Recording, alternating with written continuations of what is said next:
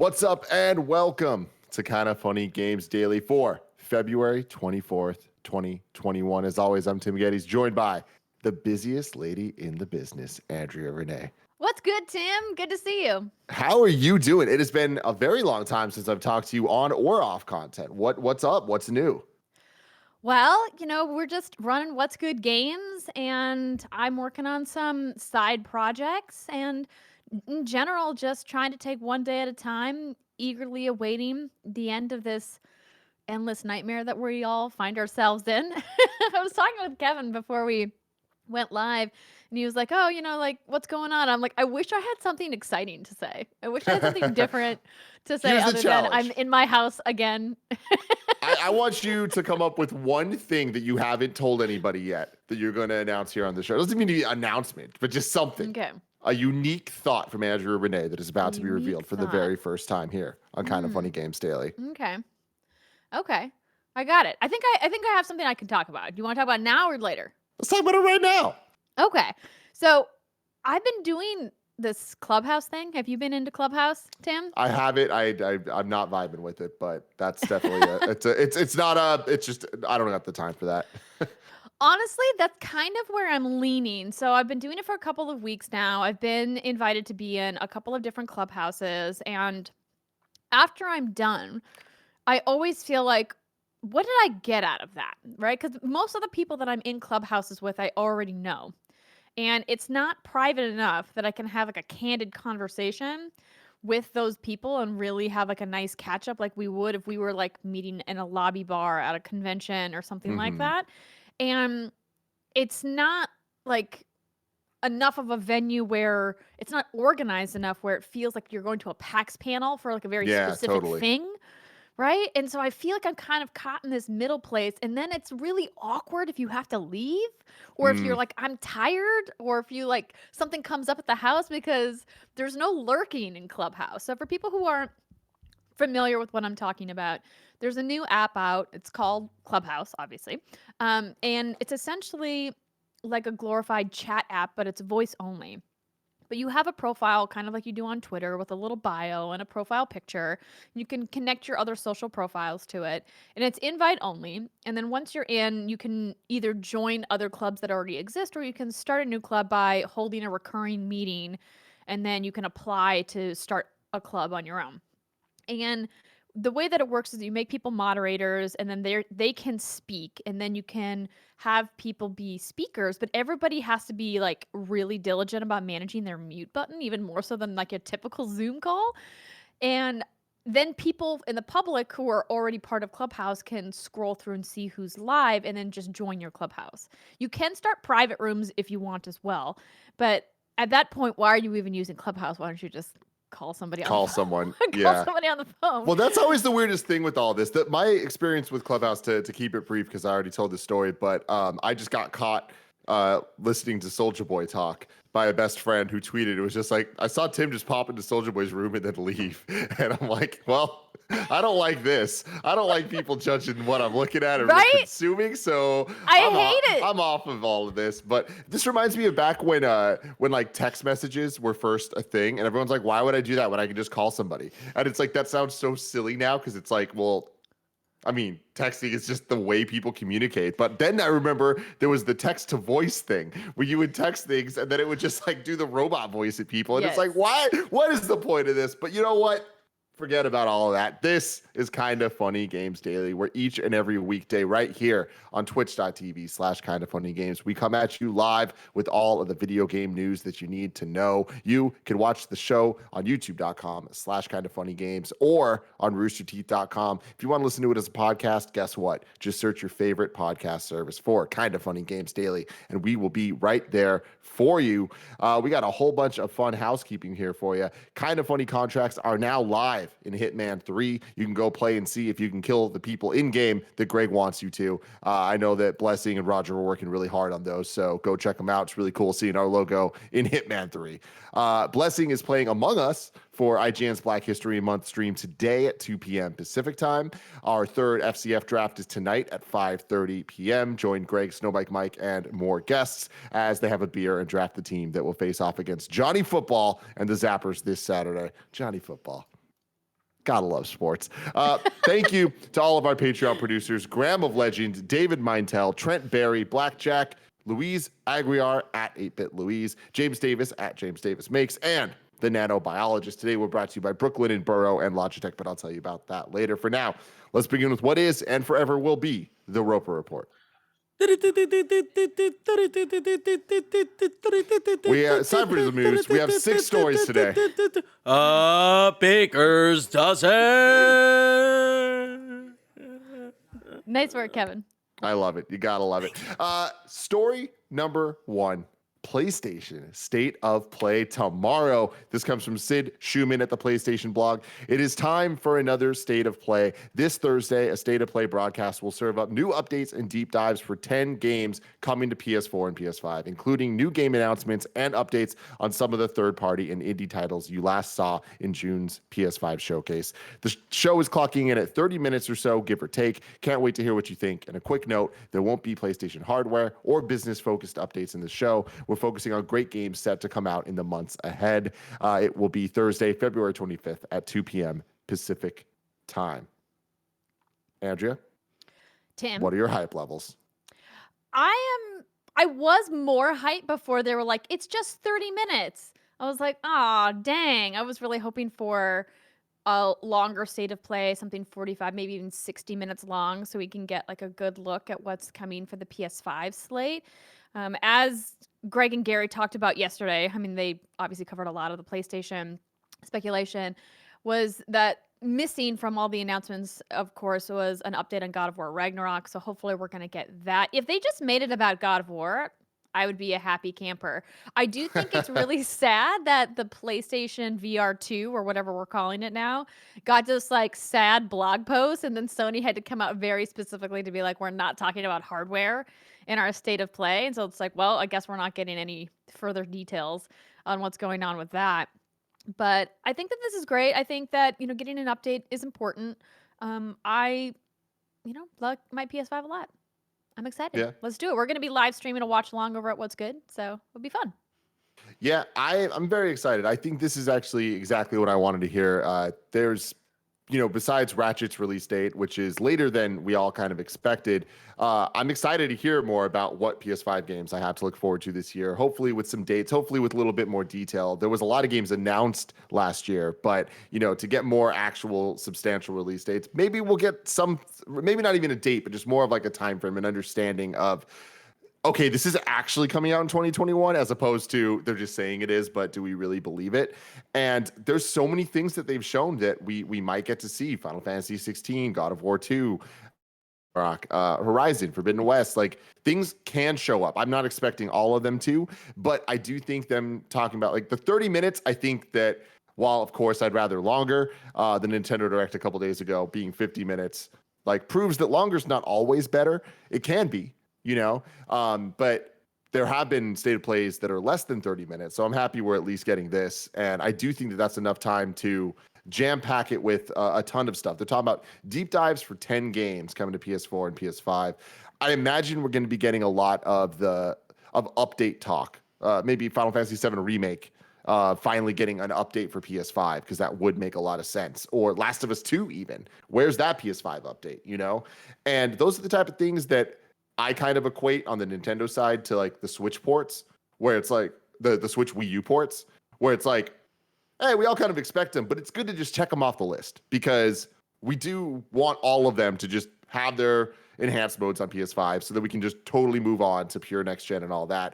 I'm not expecting any like crazy new announcement, but they do say including new game announcements. So who knows? Maybe we get the Silent Hill. Maybe we get something crazy. And the thing is, in terms of expectations for all of this, like Sony really set the bar high last year and in the last couple of years, but last year specifically with its PS5 events, where both events that they did, I think they completely knocked out of the park in terms of quantity of quality announcements.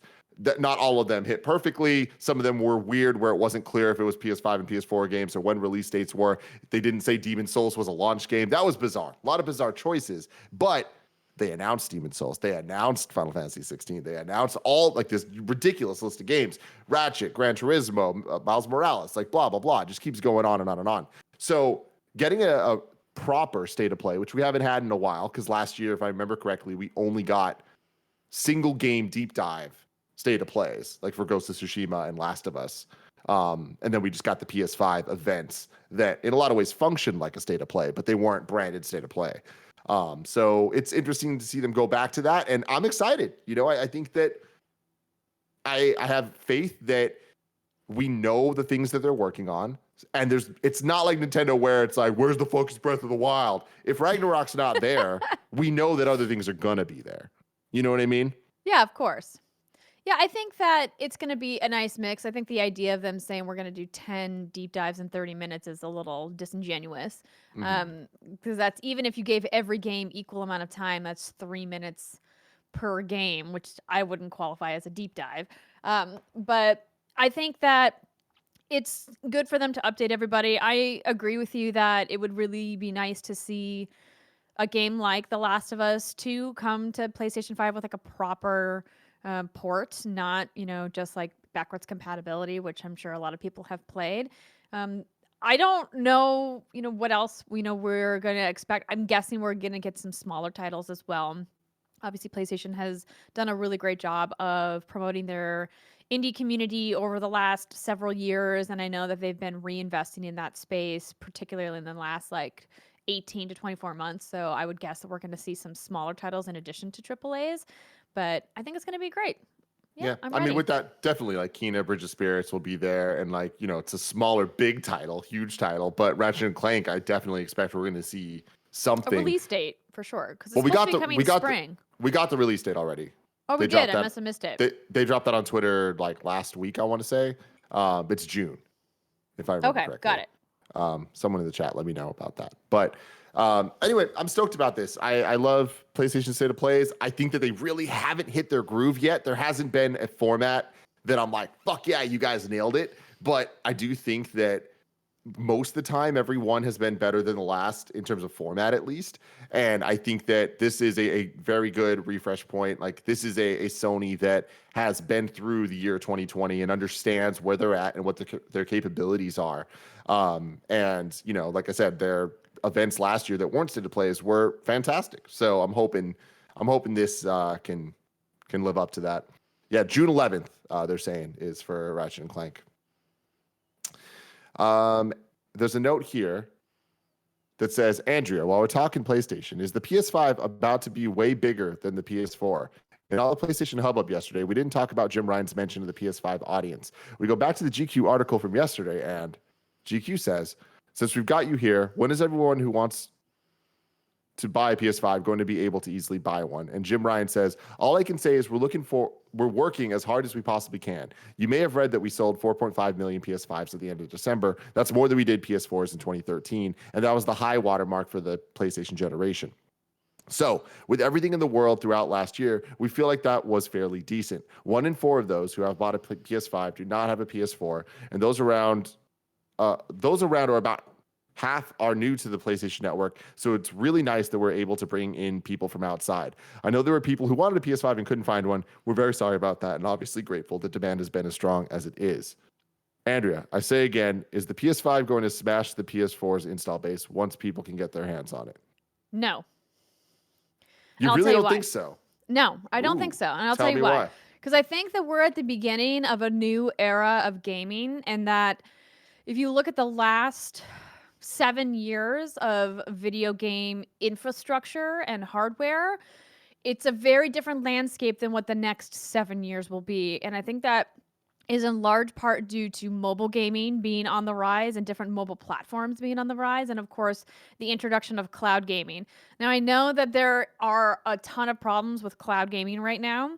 But I think 2-3 years from now, that's going to be a different story. I think infrastructure is going to start catching up worldwide. I think people are going to be investing more in telecom services. And so I think that there's just going to be too much splitting of the market for PlayStation to dominate in this next cycle the way that they dominated in the last cycle. And also, Xbox was really their own worst enemy in the last generation, and I think they've learned a lot from their mistakes. So I think that they're going to creep and take a bigger share of the overall hardware market than they were able to in the last generation. So I think the PlayStation 4 was an amazing console, but I do not think the PlayStation 5 is going to outdo it in raw sales.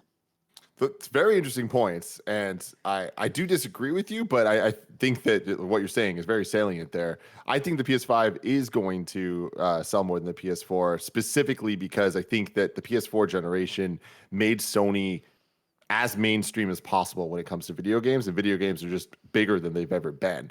And you look at the hardware sales across the board last year for Nintendo, Microsoft, and Sony. All of them were through the roof up. And that's just because, with the situation everyone had, so many new gamers were born. It was like the mutant X gene was released into the world. And, so many people that, how hard is it to then to Terrigen Mist. Thank you, Kev. Transitioning into, from Animal Crossing to other games as well, or whatever that journey for them might be. But I think that, I just using the subsampling of my friend group who at different points in their life have been hardcore gamers, or some of them not, some of them whatever, just different levels of gaming. All of them are into PS5. All of them are, and most of them did not have PS4s, and they're going back playing Last of Us 1 for the first time, playing God of War, playing, this library of games. And I think that library is just going to keep building on itself. And there is the big question marks of the third-party titles, and will PlayStation have that stranglehold on all of the marketing side of things like they did last gen. And I don't think that's going to change. I think that Xbox is going to continue to gobble up different teams to make first party titles and bolster Game Pass. But I think that the game that PlayStation's playing is focused on quality exclusive titles. And I think that is a game that is going to pay off for them in the long run. And that is what mainstream gaming is going to look like to the majority of people. Well, Tim, I guess we're just going to have to wait and see. It's exciting times. Do you want to place like a 7-year bet, Tim? Bet. No. Oh, let's do it. No. Let's do it. We're doing it. Yeah? You want to? Yeah, hell yeah. Let's bet something fun. Oh, man. You guys throw me a pizza party. Okay. Yeah, winner has to throw I love that Kevin never changes. He's just like, all I ever want is pizza. But the winner has to throw Kevin, or the loser has to throw Kevin a pizza party. Okay. Can we all attend, though? I mean, that's up to you. Kevin. Yeah. Oh, no. Yeah, you guys are all, I mean, anytime I throw a party, Andrea, you're invited. I want you to know. That's just the rules. Yeah. Okay, cool. I'm down for this. I think we got to make, since this is a very long bet, we got to make the stakes a little bit higher, Tim. Mm-hmm. So I think we got to throw Kevin and 20 people of his choosing a pizza party. Deal. As long as it includes us and our significant others. Yeah. Let's see. Drewvenator writes in and says, one item that was glossed over on yesterday's show, but to me is very interesting and compelling from PlayStation, is Jim Ryan's comments on the importance of providing certain games and making them available day and date via PS Plus, like Bugsnax and Destruction All-Stars. He expects this to continue moving forward, and I fully expect games like Jet the Far Shore, Kena, etc. to be good candidates for PS Plus games. Have we considered that this strategy is Sony's response to Game Pass versus making their own Game Pass alternative, PS Now Plus day and date first party launches? Sony's surely excited about having an 80% plus PS Plus attachment rate. Got so many pluses here. Attachment rate for PS5 consumers. Maybe their focus remains on keeping that PS Plus number high versus focusing on PS Now. I mean, this is tough because I think we don't have any insights as to what Sony's plan for PS Now is, right? Like it's one of their services that they haven't really talked about a lot over the past couple of years. I mean, they've never really talked about it, right? Like they just don't focus on it at all. And I think that that's indicative of where it sits in their priority chain of what they're putting their investment and their energy into. And that's, troubling. I would really like to see them roll PS Now into PS Plus and give us a equal service that we get with Xbox Game Pass. I think that if we could have like an Xbox Game Pass Ultimate equivalent on PlayStation, that could be really powerful for them. But they already have brought the PlayStation Plus collection to PS5 owners for free, right? So you don't even have to pay for that stuff if you're a PlayStation Plus subscriber already. You don't have to pay extra, right? And I just don't know, like, I don't know what Sony's goal is with PS Now, if they're going to be committed to streaming, if they're looking to get into like a Project X Cloud level of streaming, or if they're going to maybe say, hey, like streaming infrastructure's not for us. Who knows? Maybe they're going to buy Stadia's tech off of them. Yeah.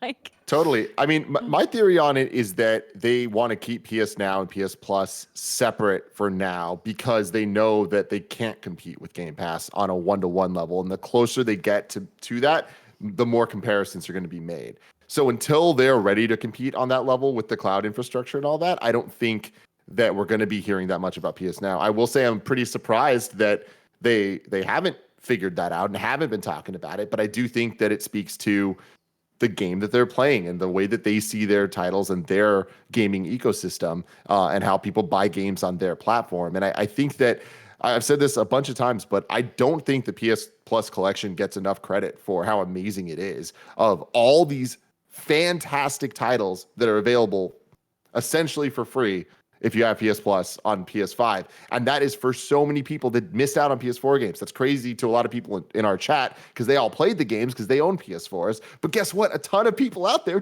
didn't. So they're playing these games for the first time, and it's the best deal ever. So it's like, that to me is like, we can't just look at it as a Game Pass versus what's PlayStation doing. It's more like, what is Game Pass doing for its ecosystem and what is PS Plus and their different initiatives doing for theirs? And the PlayStation Play at Home stuff that they've done before but are talking about now, Ratchet and Clank 2016 is just timed but free for people to play leading into the release of the new game. Like that is a great, awesome thing for an amazing video game that people will now be able to play for free. And I think that what Drewvenator here is talking about Bug Snacks and Destruction All-Stars type games coming to PS Plus, it's a long time in the making. And I think that it can't work for every single game. And I don't think we're ever going to see Last of Us 3 day and date coming to a streaming service. That's just not PlayStation's MO. And I don't think it needs to be. I don't think everyone doing the same thing is good. I like that Nintendo, Microsoft, and PlayStation are finally seemingly completely in their own lane doing different things that hopefully is going to lead to unique experiences in each lane. So that's exciting to me. Absolutely. Yeah, and I think overall, like what people sometimes forget is that Microsoft and Sony, like with the capital M, capital S, are very different companies, right? The way that Microsoft runs their overall business, not just their Xbox business, is very different than the way that Sony runs their overall business versus their PlayStation business. And I think that those decisions really weigh heavily as to like what kinds of services and subscriptions they provide. Like Microsoft can afford to absorb any like hit costs they have to take when they put games into Game Pass. Sony is not exactly in the same position. So, and they don't need to be, right? Like they have proven that they have no problem selling their first party titles. So why would they give them away in a subscription when they can easily, charge $60, $70 for them and people will still buy them because they have proven that the games are good and they're worth the money. So I'm with you there. Yeah. Moving on to our next story. Cyberpunk 2077 patch delayed because of hack. This comes from Cyberpunk's Twitter. While we dearly wanted to deliver patch 1.2 for Cyberpunk 2077 in the time span we detailed previously, the recent cyber attack on the studio's IT infrastructure and extensive scope of the update mean this unfortunately will not happen. We'll need some additional time. Our goal for patch 1.2 goes beyond any of our previous updates. We've been working on numerous overall quality improvements and fixes, and we still have work to do to make sure that's what you get. With that in mind, we're now aiming for a release in the second half of March. It's not the news we enjoy sharing, but we want to make sure we launch this update properly. Stay tuned for more information as the time draws closer. Thank you for your continued patience and support. A little context from IGN. The aforementioned cyber attack against CD Projekt Red compromised the studio's internal systems. The hackers stole documents and source code for Cyberpunk, The Witcher 3, and more. These stolen files were reportedly sold in a dark web auction that was allegedly set at $7 million. This is just such a sad story because obviously people are frustrated with the Cyberpunk experience and the way that game rolled out, having to wait for patches. But CDPR being hit by a hacking attack is absolutely devastating and completely uncalled for. It's obviously illegal, and like having to take their team away from the work they were doing to deal with this security issue like sucks. Like this whole story just sucks. Straight up. my heart goes out to all the developers who are putting their blood, sweat, and tears into the game. People who, aren't in management, who this isn't their fault. They're just working on art or sound or engineering or whatever, right? They're just trying to make the best game that they know how to make. And they just keep getting these giant obstacles thrown at them. And I feel so bad for them. And I hope that they can bounce back from this. Obviously, the game still did well, right? It sold over 13 million copies. So I hope that management looks at that profitability and takes some of those resources and says, hey, our team needs help. We need to staff up. We need to hire more people. We need to hire experts to make our system secure and say, hey, we just need to spend money now to get ourselves whole again. Yeah. I mean, you're so right. Like, this is such a shitty situation. And it's, don't steal shit, period. Like, that's kind of where this all starts, right? Like, from the league side. And yeah, like, it does suck that there's just so many devs that are working hard that just want this nightmare to be over, and this just delays it even more. But it all goes back to management. Like you were saying, it's like this whole problem is only an issue because the game was poorly managed to begin with. So we're only in this situation where patches are being delayed, and I don't necessarily think it's going to be the last time. At the end of the day, I think it's good that they're being transparent and at least keeping people updated and letting them know. But at the same time, it's kind of like, I don't see a good end for this ever. Like, I don't see this game being like patched and people being like, oh, you know what? It's good now. But still. Yeah, no, I see Raul Giovanni in the chat says, I think the problem is that they make one game in 7 years. 13 mil is just not enough with that budget. And I want to remind you that CD Projekt Red also owns GOG.com, and they have plenty of resources and plenty of money. So don't let the idea that they only put out a tentpole game, which, by the way, they've been releasing Gwent expansions. They have still making money from The Witcher. They are fine, okay? They have the money. They just, as Tim said, mismanage this process, and hopefully, they can get their act together. Yeah, totally.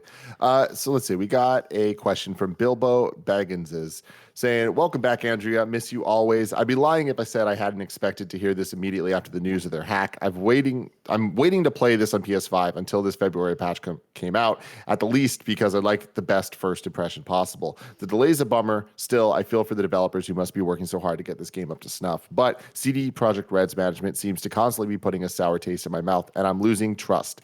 Do you see CD Projekt Red delaying further big fixes for Cyberpunk due to unforeseen events beyond their control? Those were both in air quotes. Based on your experience in the industry, do you feel Cyberpunk is beyond truly fixing and polishing anytime soon? And would CD Projekt Red be transparent about that at this point? Thanks for all you do.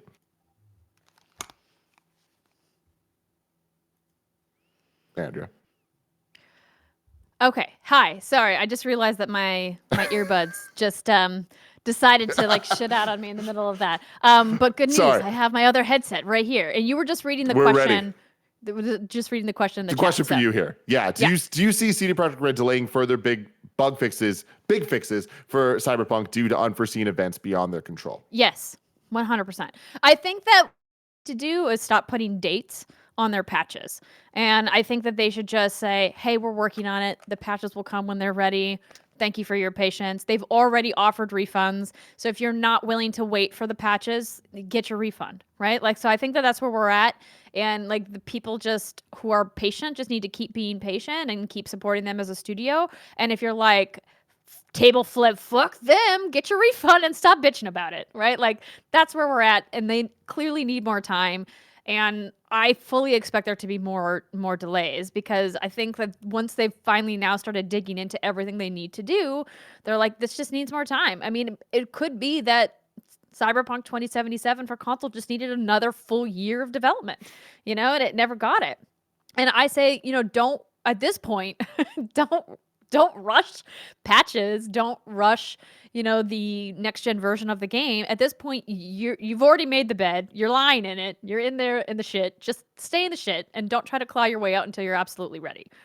Oh, God. It just sucks. Who the hell would have thought Cyberpunk 2077 would turn into, who thought in February 2021 we'd be talking this way still about Cyberpunk? Whatever. Story number 3, Valheim hits 4 million copies in 3 weeks. This comes from Eddie at GameSpot. The Norse-inspired PC multiplayer game Valheim has crossed another major sales milestone. Just days after achieving 2 million in sales in under 2 weeks, the PC game climbed to 3 million copies sold, and now sales are up to 4 million sold in under 3 weeks.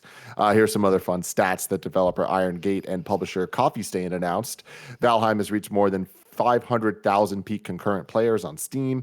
They have more than 80,000 positive user reviews. It's currently the 57th best reviewed game on Steam of all time. And Valheim has led to 28 million hours of watching on Twitch and 10,000 years of gameplay. That's bonkers. Yeah, there's a quote here. I don't think I have really had time to contemplate it. I know that players like the game a lot, but at the same time, I think I can make something even better in the future. I'm looking forward to adding more content to the game, especially working on the remaining biomes, Iron Gate CEO Richard Svensson said. Our current roadmap only reaches the next biome, and we hope to have it done by the end of next year, but it might very well take longer, depending on how smooth the development will be. I really don't want to stress the development. That never ends well. What a great quote. That's awesome. I love he's like, hey, this is going well, but you know what? I got a lot more cool things coming. Like, let's keep this positivity going, but I'm not trying to overwork the team. Good shit. You hear that so rarely from team leaders about how they want to be able to take care of their teams. It was interesting because I know that that's just not the way that creatives usually work. I mean, we don't need to get into a whole conversation about crunch culture. You and I have talked about it. It's just part of being in the entertainment industry. It's just kind of like baked in. And to hear that there's actually people making meaningful change and saying, hey, we're just not going to run at that if you're not fine. But it's such a luxury also to be.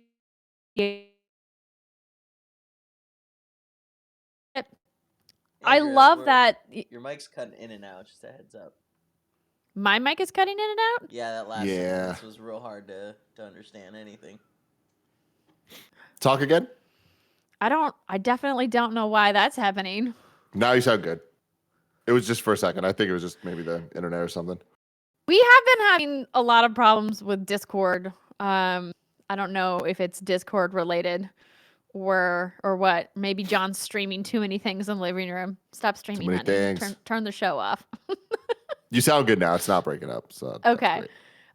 Essentially what I was just saying is like, you love to see it, right? You love to see a small team do well. You love to see a game go viral.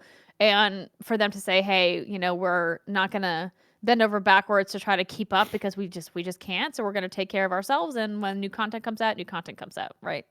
And I'm happy for them. Congrats. I think this is like every indie dev's dream, right? Totally. Yeah, no, this is the best. And I just want to put this on record for whoever keeps count of everything. I'm going to put this down as one of my Tim predictions coming right. One half of my predictions right, because I said there'd be 2 games that are indie mega successes on Twitch and all that stuff this year. This is the first one. Let's go. 4th story. Notre Dame won't be in EA college football. This comes from Brendan Sinclair at GamesIndustry.biz. EA is returning to college football, but one of the sport's biggest names will remain sidelined for the moment. Notre Dame athletic director Jack Swarbrick this week released a statement saying the school would not be appearing in the publisher's upcoming game until a few changes are made to American collegiate athletics as a whole. Quote, Notre Dame Athletics welcomes the return of EA Sports College Football, a video game series that has historically helped promote interest in college football. Notre Dame will not, however, participate in the game until such time as rules have been finalized governing the participation of our student athletes. As those rules are developed, it is our strong desire that student athletes be allowed to benefit directly from allowing their name, image, and performance history to be used in the game.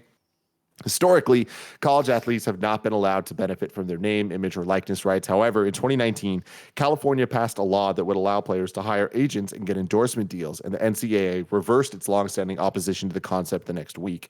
In 2019, the NCAA set itself a January 2021 deadline to update those rules, but last month, it indefinitely delayed a vote on rule changes, citing unspecified external factors. EA hasn't published a college football game since 2013. Earlier this month, it announced it would begin to do so again. I'm kind of split on this because part of me is like, oh, this is actually not that bad. I think it's actually better that they're like, hey, we're going to sit it out if our players can't get paid. We're not going to get paid. And then on the other hand, I'm like, well, how like genuine are their actual intentions? Probably not that genuine. I think that it's great that EA is looking at bringing college football back. I think trying to do negotiations for college players is going to be a giant like Pandora's box that EA clearly doesn't want to open again, which is why that they're going forward without them for now. Um, Quite frankly, I don't really care about football video games.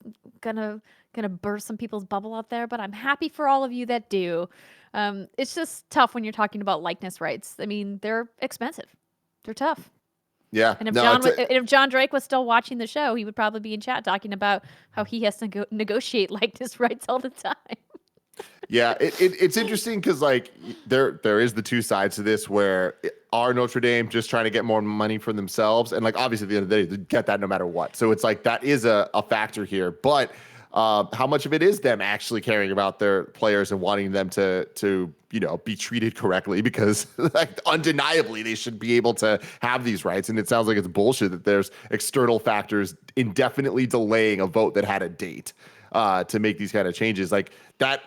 Those changes are going to completely affect the 4 years that these people get to play the game, or else it doesn't help them ever again. You know what I mean? It's like there's a ticking time bomb on that shit. So hopefully they figure this stuff out. It's definitely above me because I don't understand it all, this college stuff and not having the actual players. And it all just seems messy, but I'm happy people are getting their college football back to some extent.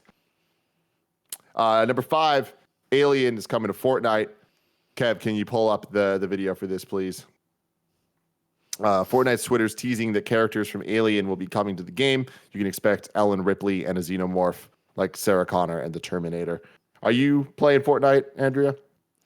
No, I haven't played Fortnite in a very, very long time. Battle Royale in general is not generally my cup of tea. I do dabble in Warzone from time to time. In fact, I'm going to be playing Warzone with Snowbikemike and Nick next week. But I just like that style of game it's just frustrating for me. And the building element of Fortnite always was something that I never quite got the hang of in Battle Royale. Now, I've always mentioned that I loved Save the World and I love that whole mode, but haven't been back to Fortnite in a while. But I think it's great that they're continuing to innovate and bringing new fun characters in. I mean, they've been crushing it with guest appearances. They have like a huge collection of licensed characters in the game now. I think that's cool. Now the Xenomorph in particular is kind of a head scratcher since it's very much excited. like a horror character, and that game is very much considered like a family-friendly game. But Kevin, they got Master Chief, they got Kratos, they know what Master they're Chief doing. is so generically safe, though. He has an assault rifle. He's not a scary character. Xenomorphs are freaking scary. They're weird looking. Like, there's no way it can be the actual Xenomorph as the character, right? Like, it's gonna be because it looks like a dinosaur. Xenomorph looks like a dinosaur shape. Like, how is this gonna work? Let's watch the video. All right. It's just like a sound. Doesn't reveal anything. Oh. Reality log 426. Barely. I must have got my coordinates wrong or something, because as far as I can tell, this is just a very normal spaceship on a very normal shipping route. Running on tech that seems to be from 1986, so that's a little concerning, but crew's been real nice. Super chill. It's just, I don't know if their cooking is agreeing with me, though. Got some kind of heartburn. I'm gonna see if they got like a space antacid or something. It's gonna bust out of his chest, Tim. Yeah, that's definitely Alien. That's what's gonna happen to him. Cool. You excited for this, Kev? Yeah, but I'm also I'm very interested to see if we actually get a Xenomorph skin, which would be really cool. I know people are saying like, oh, they did Terminator skin, we have Predator skin, but like again, those are all humanoid shape skins. Like a Xenomorph would be not humanoid, because like I've always wanted a dinosaur, like a Blue from what's this movie? Jurassic World. That's it. So like that would be one step closer. I have a feeling I'm gonna be disappointed. Am I gonna buy it? Yeah, probably. Yeah, probably. I got another question for you, Kev. Are you going to buy Star Wars Republic Commando? That's coming out because we got a release date for that. Aspire today announced the return of a Star Wars classic, Star Wars Republic Commando, the fan favorite first-person tactical shooter where players lead a team of clone commandos as they battle through increasingly difficult missions that take place throughout the legendary Clone Wars. The game, brought back as a single-player experience with modernized controls, is coming to Switch and PS4 on April 6th for $15. This do anything for you, Andrea? No, I wish it did. The way that I feel about remasters is that, they have to feel like they're doing something like genuinely either like different, or they're really putting time and care into like upgrading the graphics. And also it has to be something that speaks to me as a player. And there's just very few remasters that excite me. Really, like the only one is Mass Effect Legendary Edition. But other than that, I think it's great if people want to spend money to buy this game again. Like, have at it. Go pew pew all of the things. I love it. I miss this generation of Star Wars games so much, where it was just like every year there was 3 of them, and like every single genre imaginable. They're just like, let's throw the Star Wars license on it and see what happens. And they were always really good, never really great. And that's my favorite thing, with very, very rare exceptions. But I love this. I loved this game back in the day. I don't necessarily think I need to replay it, but I do enjoy how many games are being ported, remaster or not, over, especially on the Switch. I love that the Switch is just kind of becoming over time this like insane, not even emulation machine, just like game machine of like gaming history is all here. So cool stuff. But I'm very excited to hopefully get to a world of Star Wars titles that surprise us and don't necessarily have to be these giant events that are just going to let us down over and over, but just kind of just become a genre of gaming again. But have we reached saturation though with too many Star Wars titles? Like, does it feel like there's like a ton of Star Wars stuff happening for you guys, or is it the fandom never getting enough, like always wanting more? Well, I think it's a mix of things. Blessing did a really good episode of The Blessing Show a couple weeks ago talking about Star Wars games specifically. And I just think that there is a magic to Star Wars video games that kind of fill in a gap and are, I think the level of standard is a little lower because it's fun to swing a lightsaber. It's fun to fly around in the different spaceships. It's fun to play an RPG. Like Star Wars just works in so many different forms in video games that I think it allows a lot more versatility in titles where it's like, to say that you're over Star Wars, it's like, okay, well, are you over like the Skywalker stuff? Because that's a very specific thing compared to the bounty hunter stuff, compared to the Jedi stuff, compared to, you know what I mean? It's like there's so many different aspects that they can take, so many different time periods and all that stuff. I think that there's a lot they can do, and I also think that we're just not getting a lot right now. Like we're starting to see more things announced currently, but it's not like we're getting Star Wars video games every year. Or at least not multiple a year. It's not like the PS2 era. It's not even like the 360 era. I guess that's fair. I see that we had the Star Wars announcement in the Nintendo Direct last week. We had this announcement this week. We know that Massive is making a Star Wars game. I don't know. I feel like there's a lot of Star Wars happening. EA coming out being like, we're still here making Star Wars stuff too, everybody. Everybody's making Star Wars. Yeah. There's layers to that though. Like that Zynga game, until we see it, I'm like, all right. It's probably going to sell like 50 million copies. Yeah, congratulations. Finding out how much it sells is so far away, Andrea. If I want to know what was coming to mom and grop shops today, where would I look? Tim, you would go to the official list of upcoming software across each and every platform as listed by the Kinda Funny Games Daily Show host each and every weekday. That's all true. What is this smooth jazz? What's happening? Is this new? Oh my god. No, it's just for only when I host the show, because I refuse to do the jingle. Why? I haven't Why hosted you the be show like that, in like Tim? a year. I don't jingle. That's my only rule. He doesn't jangle. I don't jingle. When I give people my headshot, it's just a quote at the bottom that says, I don't jingle. You have to deal with it. If you want this face, you No ain't getting them jingles. sweet jingle All right. jangles. All right. But before we get to what games are coming out today, let me tell you about our sponsors. Shout out to Brook Linen. Life is too short to sleep between anything less than really nice sheets. But maybe you looked at some retailers and calculated the years of interest you'd pay on just one set and gave up. Trust me. Go check out Brook Linen. They work directly with manufacturers to make luxury available directly to you without the luxury level markups. I've been using Brook Linen sheets for years. Recently just got some new ones for the other bed that I have. And man, they're just so soft. Different colors than I have in the other one. So many different options to choose from. You got to love that.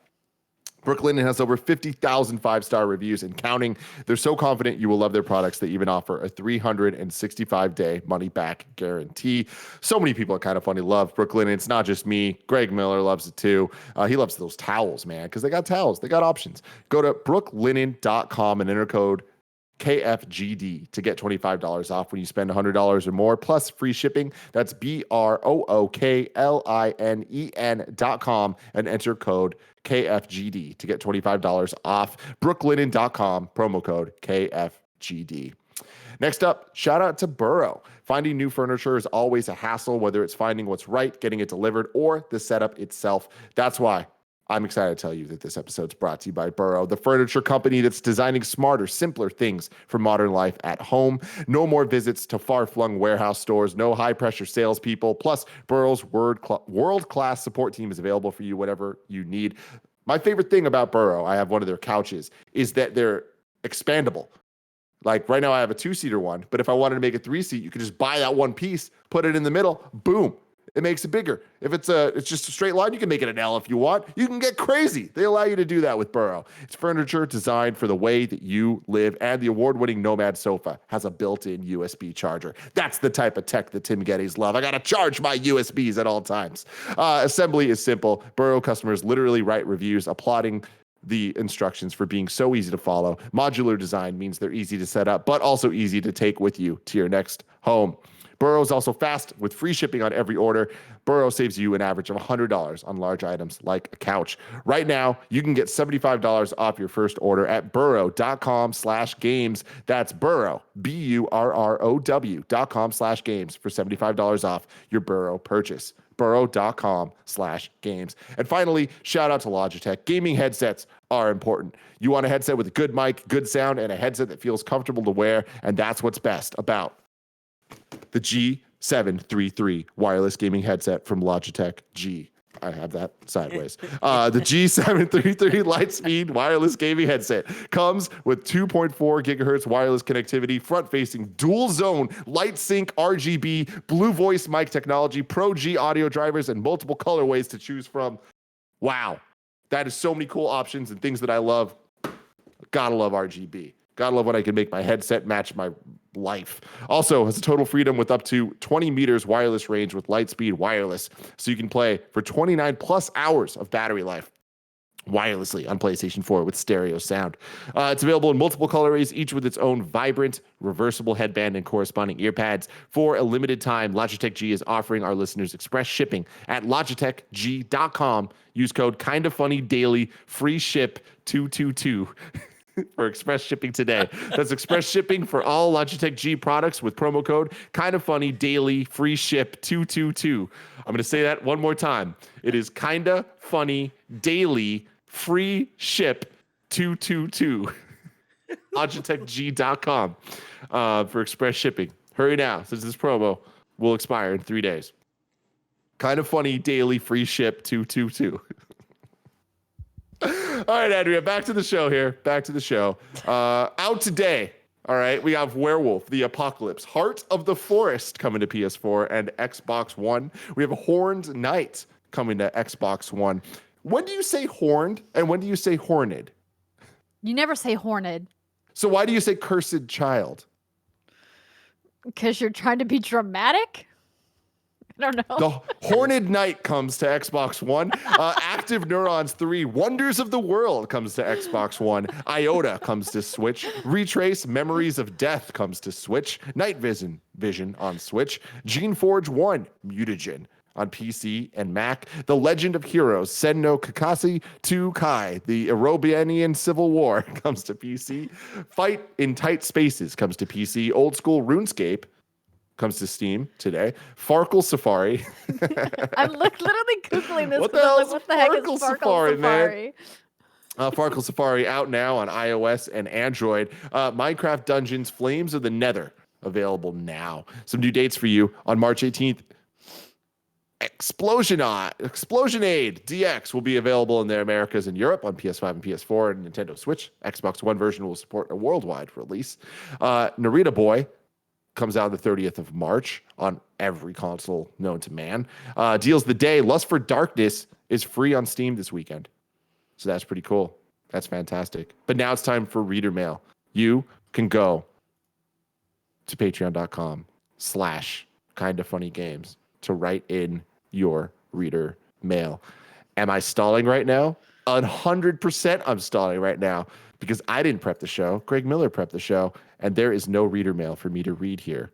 So instead, Andrea, I'm going to ask you a very important question. What do you think will be Game of the Year at the end of this year?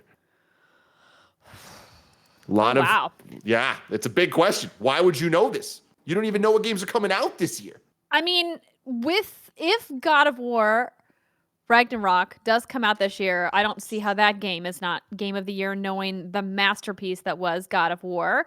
But that's a lot of pressure for Sony Santa Monica to live up to, right? Because that game was so phenomenal.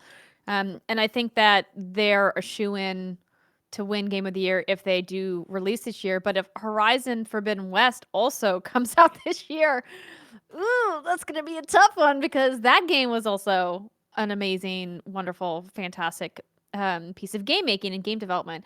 And now that Guerrilla has had more time to work with their engine, that Decima engine, I think that, we have a potential for Forbidden West to be even, more spectacular than Horizon Zero Dawn was. So, I mean, to me, those are two really strong contenders. I was really concerned when PlayStation intimated that they might be out in the same year. I'm kind of hoping that one of them gets pushed to Q1 2022, but who knows what's going to happen. So I think that those are probably my two top contenders. Those are good calls. Very good calls. Yeah, but then there's Starfield too, because I have a feeling that Bethesda is going to do what they did with Fallout 4 and say, yo, here's Starfield. It's ready to come out holiday 2021. And they're going to show it. Wild. Wild. What if they do? That'd be crazy. That would be crazy.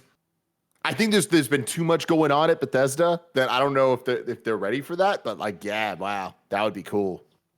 That'd be real cool. That'd be awesome. You can go to kindafunny.com/you're wrong to correct us as we screw things up in the show. But seeing as it's me and Andrea today, I don't think there's going to be anything. Definitely nothing of substance. Nanobiologist said Rift Apart comes out June 11th. I don't know. Some guy says pronunciation correction. Kena Bridge of Spirits is pronounced Kana per a Game Informer interview. So there you go. Kana Bridge of Spirits. Seems like an opinion. And then, there you go. That's it. That's all we got wrong. Told you. We're perfect. Tim and Andrea. We are perfect, TNA. Tim. Never forget. I miss you, Andrea. There's an energy. I miss you too, Tim. That we have that I don't get with anybody else. It's that dream team situation. It is special. So what if you wanted to pimp projects you're working on or what you really want the best friends to go check out on What's Good? What should they check out? Oh, well, last week we had an amazing panel of guests on the show for Black History Month. So obviously Brianna Manuel, who the Kind of Funny best friends know very well and who worked with us for a long time before she went for G4, is on that panel. But also we have Khalif Adams, one of the founders of Spawn on Me, and Paris Lilly from Gamertag Radio, also co-host of the Kind of Funny Xcast. I have a clip, Tim, of Paris not being able to, on demand, tell people where they can watch the Xcast, and it's really funny. That's awesome. I mean, there's I think he just had that moment where he was deer in headlights, and he's like, oh my gosh, he knew the exact time you could watch the Xcast. Dude, I'm telling you, man, it's like when it comes to intros to shows, especially at Kind of Funny when we have like a bazillion shows. And like I was just like asked to be part of this not too long before we did the show. So I wasn't really prepared to be hosting Games Daily today.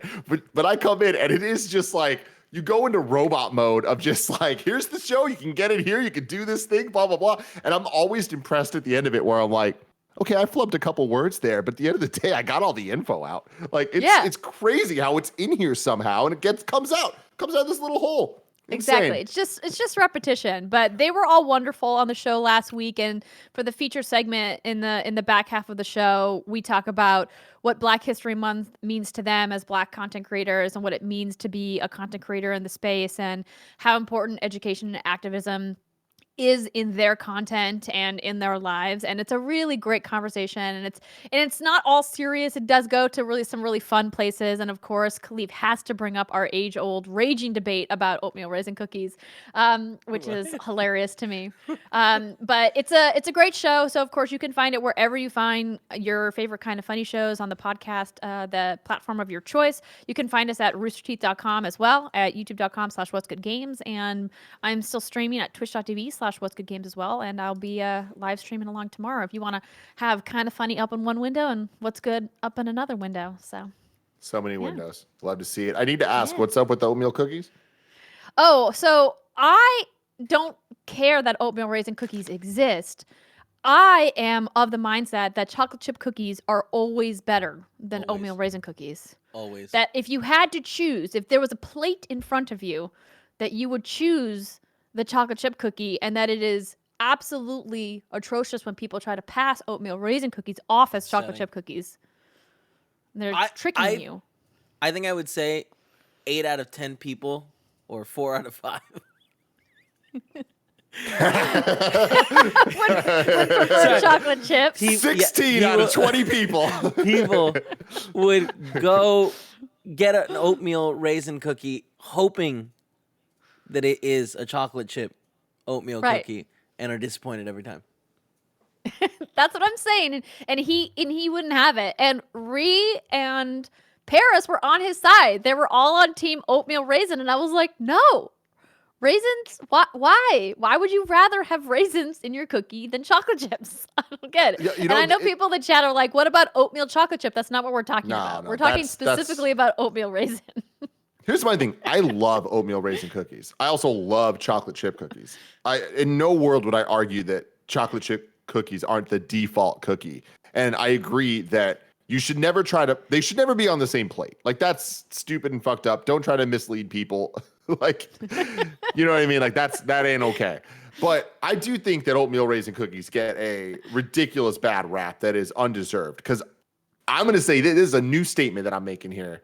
I think it is easier and more likely that a chocolate chip cookie isn't a good chocolate chip cookie than it is for an oatmeal raisin cookie to be a good oatmeal raisin cookie. I think the range of acceptability of taste, but still, I'm a fan of consistency, Kev. And like, that's my thing. But real talk, there are times when I'll choose an oatmeal raisin over the chocolate chip because at least I know what I'm getting with the oatmeal raisin. Chocolate chip, it can be a little bit all over the place.